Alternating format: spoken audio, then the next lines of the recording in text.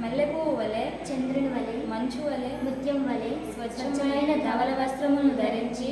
శ్వేత పద్మముల యొక్క ఆశీనురాలై బ్రహ్మ విష్ణు మహేశ్వరులు మొదలైన దేవతలచే స్తుతించబడుచు విద్యలకు నిలయమైన సరస్వతి మాత మా మనస్సు నుండి పూర్తిగా అజ్ఞానం